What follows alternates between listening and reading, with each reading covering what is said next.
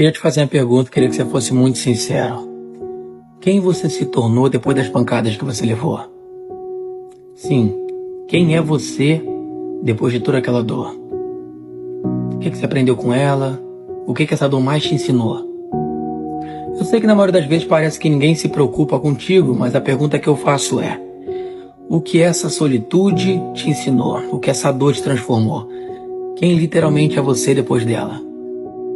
Tem gente que usa a dor para se transformar numa pessoa ruim. Outras usam a dor para se transformar na pessoa melhor. E a pergunta que eu te faço é: essa dor deixou você melhor ou pior? Se você usa a dor para se transformar na pessoa pior, você se tornou pior do que a pessoa que deixou você assim. Se você usa a dor para se fortalecer, então você aprendeu o sentido da vida. Dores vêm para te ensinar.